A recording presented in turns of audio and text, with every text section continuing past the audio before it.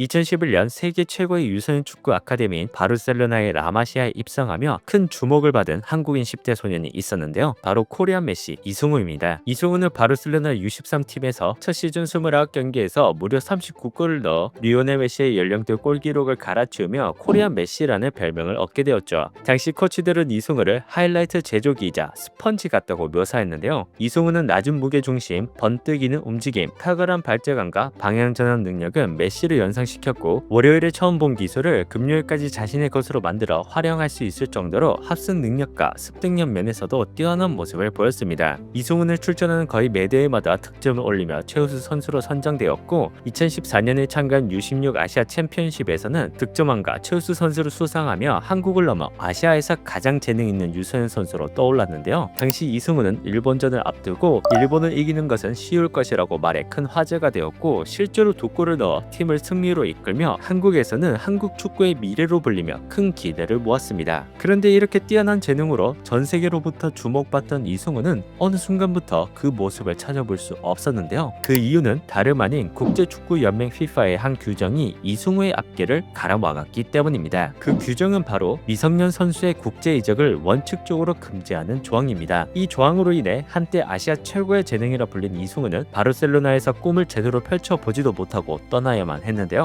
과연 코리안 메시 이승우에게는 무슨 일이 일어났던 걸까요? 2010년 이승우는 남아공에서 개최된 다논 네이션스컵에서 득점왕에 오르며 전 세계 여러 클럽의 눈도장을 찍게 됩니다. 실제로 여러 세계 정상급 클럽들이 이승우와 접촉했고, 이승우가 선택한 건 바로 바르셀로나의 라마시아였는데요. 바르셀로나는 전 세계에서 유망한 어린 선수들을 찾은 뒤 라마시아로 영입해 키우는 전략으로 유명했습니다. 가장 대표적인 라마시아 출신 선수가 리오넬 메시이며, 이외에도 푸열, 사비, 이니에스타, 피케, 부스케츠, 야말 등 바르셀로나에서 활약한 세계적인 선수들이 바로 이 라마시아 출신이죠. 이승우는 라마시아에 입성한 뒤 눈부신 활약을 펼치며 이들을 뒤이을 재능으로 큰 주목을 받고 있었는데요. 하지만 2014년 4월 이승우의 축구 인생을 바꾼 충격적인 결정이 내려집니다. FIFA는 2013년부터 1년에 걸쳐 바르셀로나의 유소년 영입 실태를 조사했고, 2014년 4월 바르샤가 지난 수년간 만 18세 미만 해외 선수 10명을 불법적으로 영입하며 규정 제19조를 위반했다라고 결론 내었죠. 그리고 바르셀로나의 2번의 이적 시장 선수 등록 금지 처분과 45만 스위스 프랑 벌금 부과, 그리고 문제가 된 10명의 선수의 공식 경기 출전 금지 명령을 내리게 됩니다. FIFA 규정 제19조는 만 18세 미만의 선수는 해외 구단으로 이적하거나 해외에서 처음 등록될 수 없다는 규정입니다. 다만 선수의 이동이 무조건 금지되는 것은 아니며 예외적으로 인정되는 몇 가지 특별한 경우가 명시되어 있는데요. 첫 번째는 부모의 이주입니다. 선수 부모가 축구와 무관한 이유로 해당 국가로 이주하여 가족이 함께 거주지를 옮기는 경우 유소년 선수도 그 국가의 클럽에 등록할 수 있습니다. 단순히 선수를 위해 부모가 따라오는 것이 아니라 부모의 직업이나 생계 등 축구와 관련 없는 사유로 이주해야 합니다. 두 번째는 EU, EEA 이적입니다. 16세 이상 18세의 유럽 선수가 유럽연합 또는 유럽 경제지역 내에서 이적하는 경우 예외로 인정됩니다. 세 번째는 국경 규칙입니다. 선수가 국경 근처에 거주하며 현재 거주지와 새 클럽의 거리가 50km 이내인 경우도 예외입니다. 예를 들어 프랑스 국경 지역에 사는 14세 프랑스 소년이 50km 이내 스페인 클럽에 입단하는 것은 허용됩니다. 이 외에도 공식 교환 학생 프로그램, 난민 등 여러 예외가 있지만 만 18세 이전 국제이적 금지라는 원칙은 오랫동안 변함없이 유지되고 있습니다. 그럼 FIFA는 왜 이런 규정을 두는 걸까요? 사실 축구계에서는 오랫동안 가난한 나라의 어린 선수들이 유럽에 불법으로 팔려가는 인신매매나 무책임한 에이전트와 구단에 의해 꿈을 이용당하는 유소년들이 전 세계적으로 꽤 있었습니다. 유망주 몇 명만 성공해도 돈이 된다라는 생각에 재능 있는 유소년 선수를 데려왔다가 실패하면 그냥 방치하며 같이 따라온 가족까지 생기가 곤란해지는 경우가 있었습니다. 그래서 FIFA는 이런 폐해를 막고 미성년자의 인권과 교육을 지키기 위해 2005년 1019조를 제정했고, 2009년 개정을 거쳐 엄격히 적용되고 있습니다. 바르셀로나는 13살에 입단한 리오넬 메시를 비롯해 한국의 이승우, 일본의 쿠보 다케오사 등 다국적 재능을 적극 영입해왔죠. 하지만 결국 이런 글로벌 스카우팅이 재앙을 낳았는데요. 바르셀로나는 라마시아에서 교육과 축구 트레이닝을 잘 보장하고 있다라며 호소했지만 FIFA는 단호했는데요. 예외 조건을 충족하지 못한 미성년 선수의 해외 이적은 어떤 경우든 불허하며 선의로 운영되었다 해도 규칙은 규칙이라는 입장을 내놓았죠. 이 사태로 인해 백승호,